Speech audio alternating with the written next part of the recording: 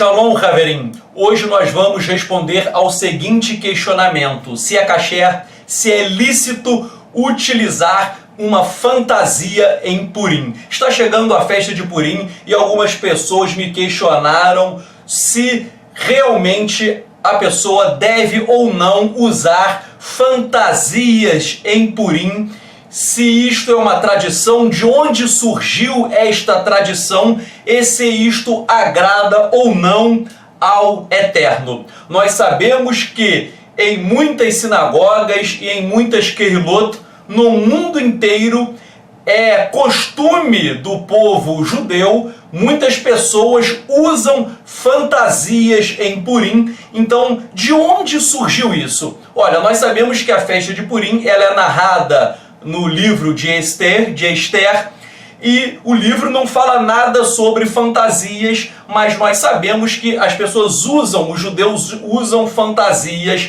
Então, de onde surgiu isto? Bem, primeiramente nós vamos, aqui eu já fiz uma tradução da Jewish Encyclopedia, a enciclopédia judaica vai afiançar de onde surgiu a tradição judaica da utilização de fantasias. Vejam o que diz a Jewish Encyclopedia, a enciclopédia judaica.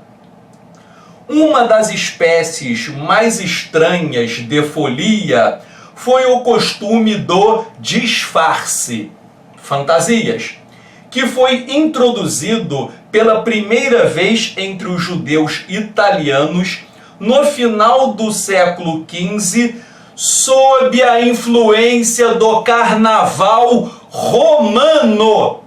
Então aqui a enciclopédia judaica, ao dissertar sobre a festa de Purim, fala que o uso de disfarces, o uso de fantasias, isso somente surgiu no século XV por meio de judeus italianos que foram influenciados pelo carnaval romano. E aí prossegue a enciclopédia judaica. Da Itália, esse costume se espalhou por todos os países onde os judeus viviam, exceto talvez o Oriente. Então aqui a enciclopédia judaica começa falando que a utilização de fantasias, isso não era um costume bíblico. Na época, por exemplo, de Yeshua HaMashiach, as pessoas não se fantasiavam em Purim, não havia isso. O uso de fantasias começa no século XV, por meio de judeus italianos que adotaram essas práticas do carnaval romano. E aí prossegue a Jewish Encyclopedia, enciclopédia judaica. O primeiro entre os autores judeus a mencionar esse costume é Judá Mintz, em sua responsa número 17, citado por Isserles. Ele expressa a opinião de que, desde que o propósito do baile de máscaras é apenas folia, não deve ser considerada uma transgressão da lei bíblica sobre o vestuário. Não deve. O que é isso? Aqui a enciclopédia vai falar que em Purim é costume um homem se vestir de mulher e mulher se vestir de homem. Tal como, gente, isso veio do carnaval para dentro do judaísmo. Então, homem se veste de mulher, mulher se veste de homem, e nós sabemos que a Torá proíbe esse tipo de conduta, o travestismo. Mas daí a enciclopédia judaica fala que já que isso fazia parte da tradição carnavalesca em Purim, então houve uma flexibilização e passou-se a admitir que um homem se vista de mulher e uma mulher se vista de homem em Purim. E aí prossegue. Embora algumas autoridades rigorosas tenham emitido proibições contra esses costumes, as pessoas não lhe deram atenção e a visão mais tolerante prevaleceu. Então aqui a enciclopédia judaica fala que vários rabinos mais rigorosos, eles foram contrários ao uso de fantasias. Eles até mesmo proibiram as fantasias em Purim, porque isso é um costume pagão do carnaval que adentrou no judaísmo. Porém, a enciclopédia judaica afirma que essa opinião rabínica proibindo as fantasias, ela não prevaleceu. Prevaleceu foi o quê? Foi o uso de fantasias carnavalescas em Purim. O costume é ainda obtido entre os judeus das partes orientais da Europa. Meninos e meninas caminham de casa em casa em máscaras grotescas e se entregam a todo tipo de diversão. Então, gente, aqui a Jewish Encyclopedia, a enciclopédia judaica, atesta categoricamente que o uso de fantasias em Purim, isso não é um costume bíblico. Isso surge na Idade Média, no século XV, por meio de judeus italianos. Isso foi uma incorporação ao judaísmo de elementos do carnaval romano. Essa que é a tradição, daí que surgiu o uso de fantasias em Purim. Citei a enciclopédia judaica porque é uma enciclopédia top, uma enciclopédia de referência em termos de judaísmo. Eu tenho aqui, eu não peguei para mostrar porque já que está em inglês eu traduzi e coloquei um texto para vocês. Um outro livro que eu tenho aqui em casa, que eu já fiz uma tradução, é o The JPS Guide to the Jewish Traditions, que é o guia da JPS. JPS é a Sociedade de Publicação Judaica. Então é o guia das tradições judaicas, Jewish Traditions, as tradições judaicas. Esse livro, que é um livro fantástico, é um dos melhores livros sobre tradição judaica. Esse livro diz assim, olha só, um livro top, um livro referência. Ele diz assim: Purim é uma época de carnavais e máscaras, em que as pessoas podem desrespeitar um mandamento que proíbe os homens de se vestirem como mulheres e mulheres de se vestirem como homens. Isso é uma proibição que está em Devarim, Deuteronômio 22:5. Sob a influência do carnaval romano, os judeus italianos do final do século XV foram os primeiros a se fantasiar para a celebração de Purim. E esse costume se espalhou por todo o mundo judaico. E aqui eu não vou ler tudo, mas fala dessa origem pagã, essa origem que veio do carnaval. Fala também que é uma tradição a pessoa se embriagar com muito vinho, ficar totalmente alcoolizada a ponto de perder o discernimento. Daqui a pouco eu vou ler aqui o Talmud para vocês, o Meglá 7b do Talmud. É uma tradição, camarada, beber, que ele fica totalmente sem noção de nada, embriagado, ele não consegue discernir mais nada. E aqui vai falando dessa tradição da embriaguez. A pessoa coloca uma fantasia, bebe muito vinho até perder o discernimento das coisas. O Talmud, em Meglá 7b, diz assim: Amar Rava, Rava disse. O que ele disse? Mihayav inish livsomei vefuraya. Uma pessoa, ela é obrigada a ficar intoxicada, a ficar embriagada em Purim. O Talmud está dizendo que é uma obrigação, é um dever a pessoa ficar embriagada em Purim. E prossegue o texto. Adlo yada ben Arur Aman levarur Mordecai. Até que ela não consiga distinguir entre o amaldiçoado Haman e o abençoado Mordecai. Nós sabemos, né, que personagens centrais do livro de Esther são Haman e Mordecai, além da própria Esther. O Haman, obviamente, é um camarada maldito. Então está dizendo aqui o Talmud que é um dever, é uma obrigação em Purim você ficar embriagado a tal ponto de você perder o discernimento e não conseguir distinguir entre o amaldiçoado Hamã e o abençoado Mordecai. Vejam só, gente, o Talmud aqui citando que você deve ficar embriagado, perder o juízo. Isso é paganismo. Nós sabemos que o Tanar, ele coíbe, o Tanar não proíbe bebida alcoólica. Yeshua bebia vinho, transformou a água em vinho, mas isso não é problema, mas as escrituras condenam a embriaguez. E aqui está citando essa tradição da pessoa ficar embriagada. Eu nem vou ler, mas em próprio Megillah 7b está dizendo que um rabino bebeu tanto que ele matou o outro rabino.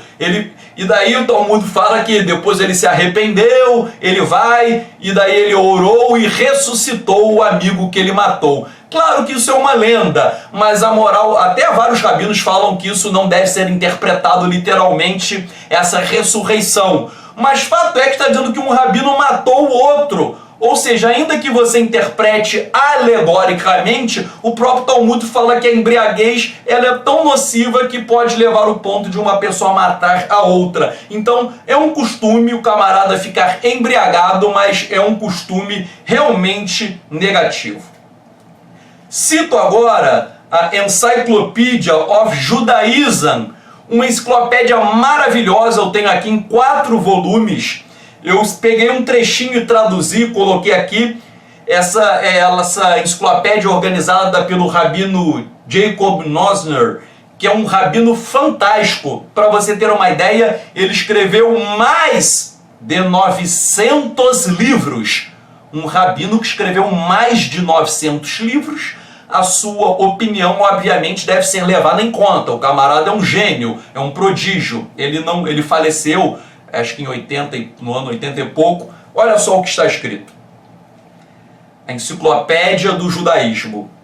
As celebrações medievais tardias, influenciadas pelas celebrações carnavalescas, a enciclopédia falando de Purim, influenciadas pelas celebrações carnavalescas entre os não-judeus, até incluíram comédias de Purim, nos quais homens vestidos como mulheres e mulheres se vestiam como homens, algo estritamente proibido.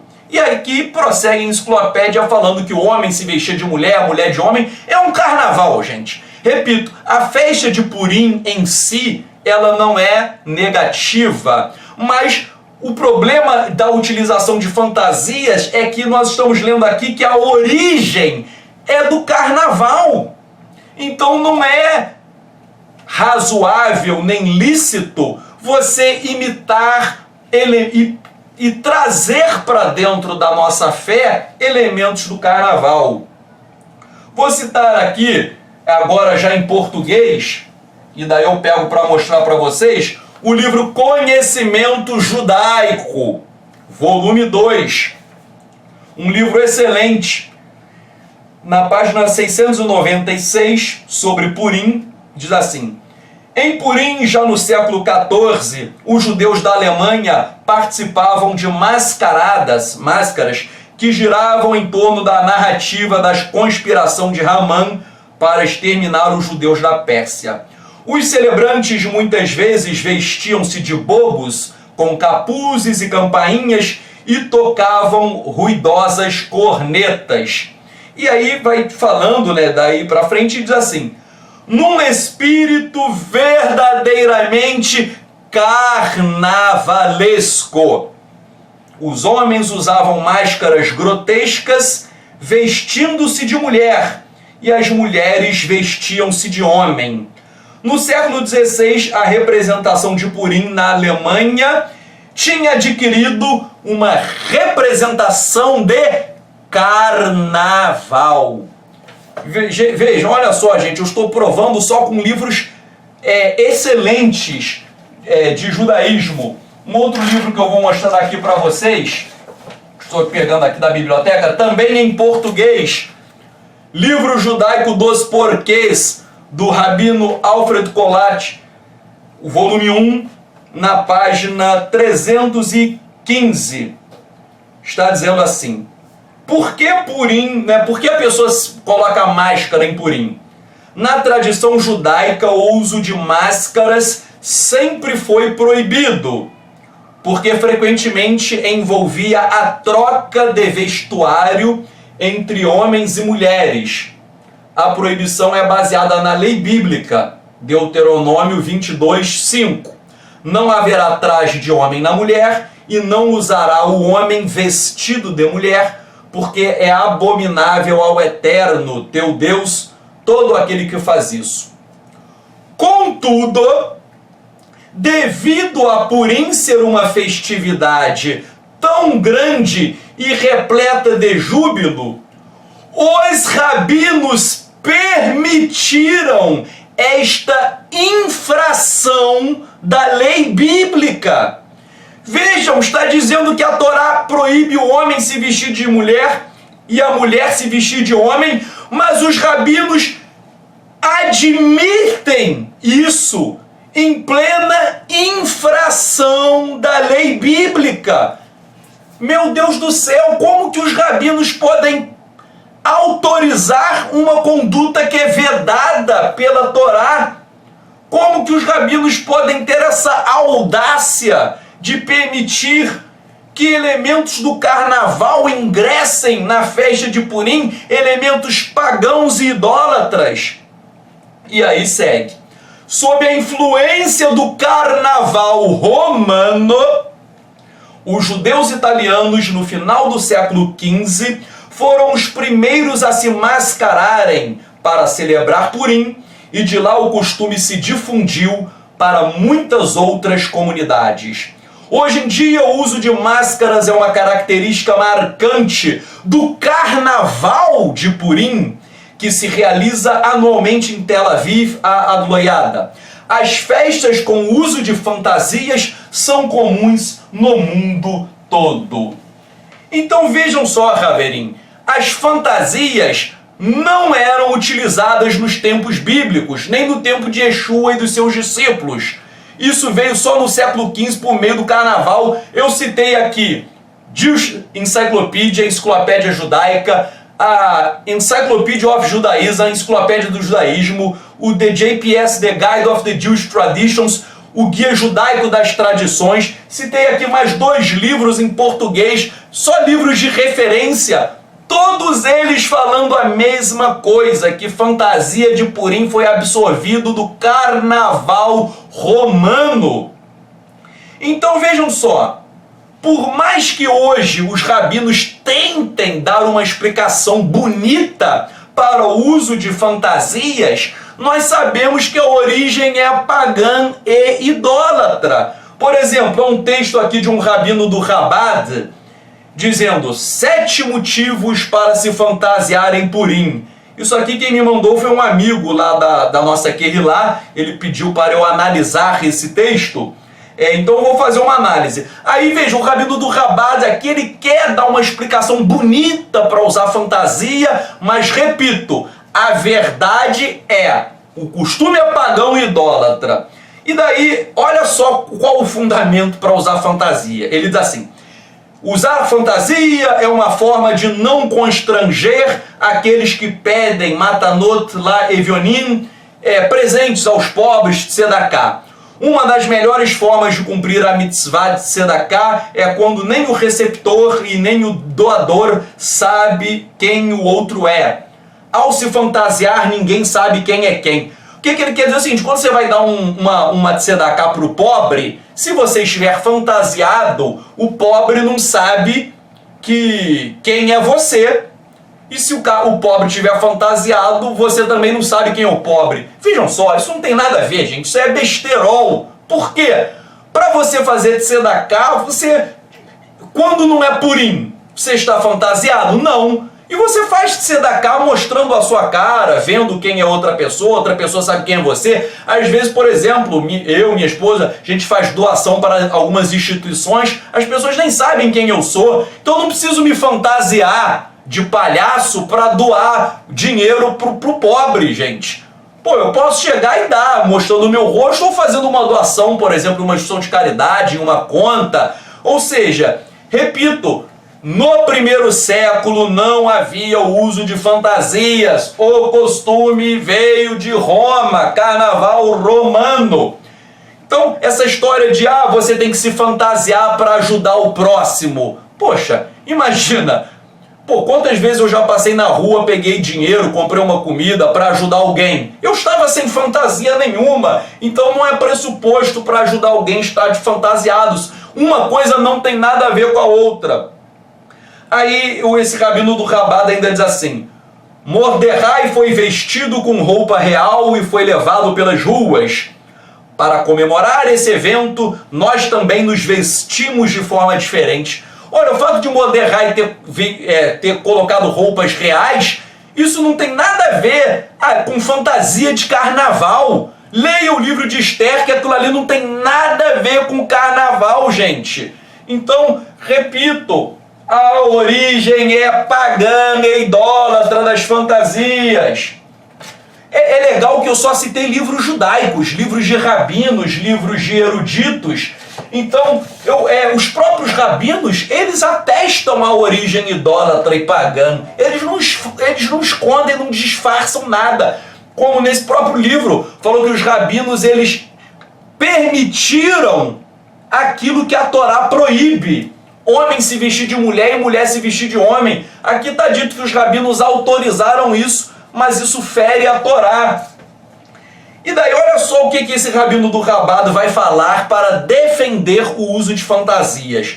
Se você estiver em pé, se sente, porque você pode cair. Olha só o que diz esse rabino. Na época em que ocorreu Purim, os judeus fingiram agir como não-judeus.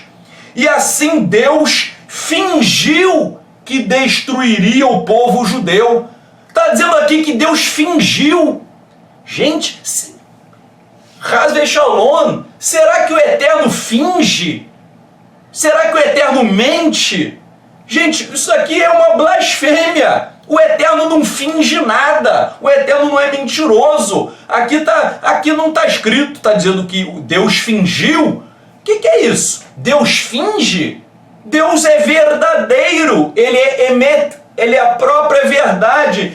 Então essa história que Deus fingiu, Deus não fingiu nada. Gente, isso aqui que esse rabino escreveu, com todo respeito ao rabino do Rabada, isso é uma blasfêmia. Isso realmente é algo que contraria as escrituras. Vejam, gente. Nidmu ami mibeli hadaat. O meu povo está sendo destruído porque está sem conhecimento. Roshea Hanavi, profeta Oséias 4:6. Está sendo destruído o meu povo porque está sem da'at, sem conhecimento. As pessoas, infelizmente, estão adotando costumes pagãos nas festas do Eterno.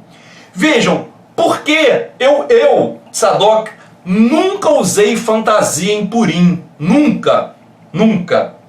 Esse ano algumas pessoas falaram: Tzadok, a gente podia trazer uma fantasia bíblica, uma fantasia de rei, de rainha. Sei lá, qual o problema de alguém se vestir de Moisés? Qual o problema de alguém se vestir do rei Davi? Vejam, eu falei, tá, vamos pensar. Parei para pensar e analisar, gente. A origem das fantasias vem de carnaval. E a própria Torá diz que nós não podemos imitar os costumes das nações. Nós não podemos trazer um carnaval para dentro na nossa fé israelita. Então a Torá diz: não imitem os costumes das nações. Para que eu vou trazer para a minha fé algo que vem do carnaval? Vejam, é a mesma coisa o porco. A Torá diz que o porco não é kasher. Eu posso limpar o porco, lavar o porco, cozinhar bem cozido o porco. Mesmo assim, ele continua não sendo kasher. Da mesma forma, Purim, se você colocar uma fantasia do rei Davi, uma fantasia de rei, de rainha, uma fantasia dos discípulos de Yeshua, você estará copiando algo do carnaval, porque Purim se tornou o carnaval judaico. Repito, a festa em si, ela não é carnavalesca, mas ela se tornou pelo meio do uso de fantasias. Então, o que eu sempre fiz na vida? Faço Purim sem fantasia. Vejam só, eu não comemoro o Natal. Eu creio em Yeshua HaMashiach. Mas por que eu não comemoro o Natal? Porque eu sei que o Natal é uma festa pagã.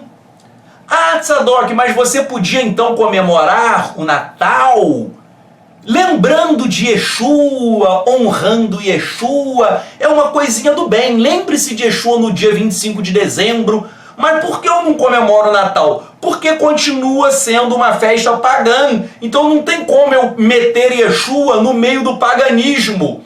A mesma coisa é a festa de Purim. Quando você usa fantasia, você está importando para dentro da tua vida e da sinagoga, daquele lá, elementos carnavalescos. Então nós não podemos usar de 2 pesos e de 2 medidas. Tal como eu não comemoro o Natal porque é uma festa pagã, eu não me fantasio em Purim porque isso também é pagão. Vejam só, gente, Yeshua HaMashiach, ele não se fantasiava em Purim porque esta tradição não existia no primeiro século. Se eu sou um talmide, se eu sou um discípulo de Yeshua, eu vou imitar o meu mestre. O meu mestre não se fantasiava e eu não vou me fantasiar também. Até porque eu sei da origem maligna e satânica que carnaval, gente. Vou falar, todo mundo sabe, carnaval é a raça satânica, é Satanás. Isso não vem de Hashem, isso vem de Satanás. Então, por mais que eu tenha amigos judeus que coloquem fantasias nas sinagogas, pessoas até de boa fé, você judeu que usa fantasia, eu não estou ofendendo você, eu tenho amigos que usam fantasia, mas fato é, meu povo perece por falta de conhecimento. As pessoas estão usando coisas pagãs e idólatras que vieram do carnaval. Então, se você usa, eu não estou te ofendendo, eu te respeito, eu te amo. Mas uma das mitzvot da Torá é a torriah, é a repreensão. Eu estou trazendo aqui uma palavra de admoestação, de repreensão, não para massacrar você, para te ofender, mas para que você reflita sobre tudo isso. Será que você, como um servo do Eterno, fica bem você colocar uma fantasia de carnaval em Purim? Ainda que seja uma fantasia bíblica, uma fantasia de Moisés, por exemplo, você não pode pegar uma coisa pagã e tentar cacherizar. Entenderam? A Torá sempre proibiu você misturar o que é do Eterno com coisas idólatras. O Eterno sempre disse que você tem que ter discernimento para separar o santo do profano. Você não pode misturar algo profano em coisa que é santa. Então, que nós possamos refletir sobre isso. Ah, Tzadok, mas muitos judeus usam fantasias. Usam, mas eu citei aqui a enciclopédia judaica dizendo que vários rabinos medievais eles foram contrários ao uso de fantasia, porque veio do paganismo. É uma opinião que não prevaleceu, mas há isso. Então não é porque muitos judeus fazem que eu vou copiar. O povo de Israel fez o bezerro de ouro. Ah, eles fizeram, eu vou copiar o bezerro de ouro? Claro que não. O primeiro templo foi destruído por idolatria. Ah, o povo de Israel é idólatra. É idólatra? É. Eu vou imitar a idolatria? Não. Não é porque uma coisa o povo judeu faz que eu, judeu, vou imitar. se for contrário à Torá, contrário ao Tanar, contrário a Brit Hadashah, eu vou rejeitar. Gente, nem tudo que é judaico é autorizado pelo Eterno. Nem tudo que é judaico o Eterno autoriza. Então não adianta tentar nem colocar uma fantasia bíblica de Moisés, por exemplo, porque, vamos fazer um purim aí com fantasia bíblica. Nós, se fizermos isso, nós estaremos incorrendo no mesmo erro. Me mostraram uma vez, há anos atrás, que existem evangélicos que fazem um carnaval com Jesus. O carnaval com Jesus pode. Gente, carnaval é carnaval. Entendeu? O carnaval com Jesus é pagão e idólatra de qualquer maneira. Então, se fantasiar em purim, isso também é algo profano. Repito, eu não estou ofendendo, não estou criticando você, mas que você tenha dado, que você tenha conhecimento. Porque o povo de Israel, ele perece por isso, por falta de conhecimento. Que o Eterno ilumine a sua mente, que você faça tefilá, que você ore ao Eterno e consiga ganhar da'at, um conhecimento para se libertar do paganismo. Muita coisa no judaísmo é pagão. Isso que as pessoas precisam entender. Muita coisa do judaísmo viola o Tanar, as escrituras e a própria Brit Hadashah. Então muita gente que eu conheço faz techuvá e quer imitar tudo do judaísmo. Se você imitar tudo do judaísmo, você se tornará um idólatra. Então você deve imitar quem? Yeshua HaMashiach. É ele que você deve imitar, e não os pagãos e os idólatras. Que o Eterno te abençoe e te guarde. Shalom, shalom.